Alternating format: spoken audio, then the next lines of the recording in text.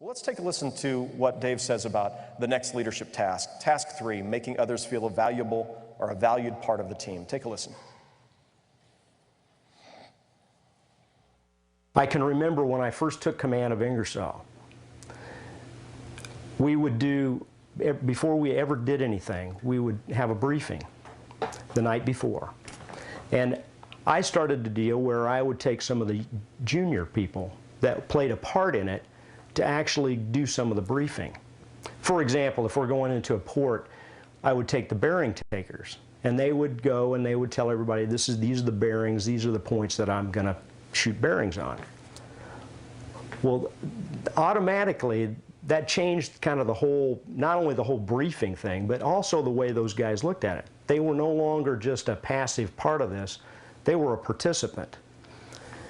And at the end of those, I would always go through and I'd say, okay, what do you guys think about how we're doing this? And of course, the first time you do that, there's a lot of silence. So then you pick somebody out. You say, okay, Seaman Jones, what do you feel about your part in this? Do you feel pretty comfortable about what you're doing? I don't know. Well, what do you think? What do you think? You think this is going to be successful? What do you think we can do better? And then pretty soon he says, well, you know, I'm feeling a little bit uncomfortable about this part of it, and I think we ought to try to do this. And you go, okay. Well, what about the rest of you guys? Anybody else feel, oh, yeah, I agree with, you know. Then all of a sudden, you find out that there's some things that need to be changed about your plan. So based upon Seaman Jones, you say, that's a great idea, Seaman Jones. We're going to change the plan.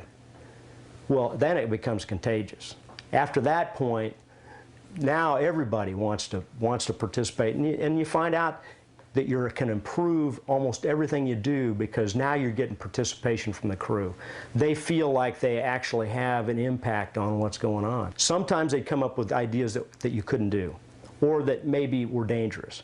But then it was a great learning tool because then you could explain why that had to be done in a different way because of this. And it was a great teaching opportunity. I love that. But I'm wondering, what keeps a leader from doing what Dave just described? I mean, you've probably worked for leaders who didn't do that, haven't you? They didn't ask your opinion. They didn't ask what's not going very well. They didn't seek your input. Why not? Why not?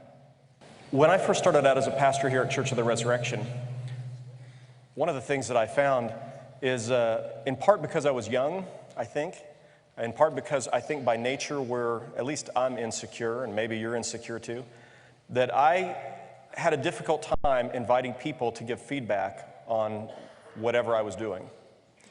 Because if they didn't say it was great, it hurt my feelings, right? I'm sure I'm the only person in this room who's that way. But I had a hard time, knowing how to receive criticism, and so I just wouldn't ask. I wouldn't ask anybody, what did you think, or how's it going, and it took a while, and people would tell you anyway.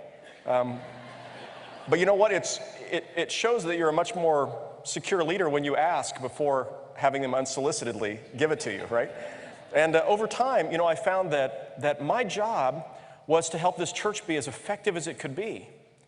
And I wasn't going to have all the answers, and I wasn't always going to do it right. And there were all these people who had insights and ideas and ways of doing things that if I would listen to them and invite them to give input or feedback, we'd be better than we'd be if I was doing it all by myself.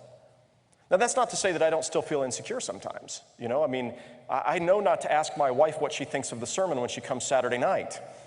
Because I might not like the answer, and I just need her to, very gently help me to see how to make it better. But I need the input of other people, and that's one of the things I appreciated about what Captain Cunningham said, is that when we can move beyond being threatened and push through our feelings of insecurity and begin to ask for people's feedback, a lot of the folks have the answers for us.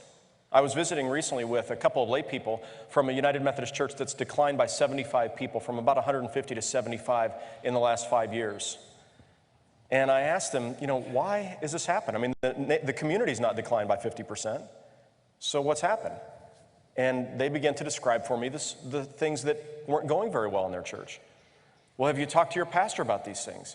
Well, when you try, you can feel he gets really defensive and he gets just, and so it's so uncomfortable trying to tell our pastor this that we just don't try anymore, and so people just leave.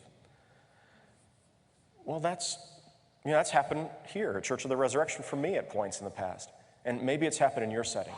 But what happens when we actually involve people in the process? When we say to lay people, we're going to do a congregational survey, and we'd like for you to tell us, in fact, this weekend, you're going to see we're doing a congregational survey at Church of the Resurrection. If you're here for our worship service, it's just a very simple survey in which we're asking them to say, what is it that's really blessed you or that you're most proud of at Church of the Resurrection?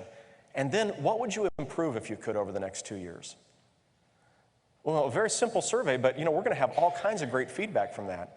Now, in the early part of my ministry, I couldn't have turned in one of those surveys because I would have been too afraid of what people said. Today, I'm able to say, you know what, how are we going to get better if we don't ask people what we can do better? When it comes to our evaluations of our staff, every year we do 360 evaluations where we invite a staff member to submit 4 or 5 names of their fellow staff who will do an evaluation upon them. And we evaluate every staff member every year, and they submit some names, and then the supervisors also request from a couple other people, and then we draw all that information together. And what's powerful about that is that suddenly now it's not just the supervisor who's giving feedback, but it's coworkers. And almost always, most of the feedback is positive, but there's inevitably some things that we can do better as well. And that helps strengthen us as employees. It helps strengthen us as a church when we're seeking people's input. I remember a video we showed here several years ago from the Boston Philharmonic. It was Benjamin Zander, who is the conductor. And he said one of the things he does is he asks the musicians, how can we make this better? What can we do to improve this? And he doesn't think that he's got to have all the great ideas. And so he gives them note cards and lets them write down their suggestions. And he remembered one time there was a woman who suggested a crescendo at a different place. And when he came in and he introduced the song the next time, he included that crescendo. And afterwards, she had this big smile on her face. And she said, you used my crescendo. Well, I'm wondering, are you inviting your leaders or your lay people or your staff to submit their ideas for their crescendos? And are you using them? That's part of what it takes to create a sense of team and people who love to work with you and for you.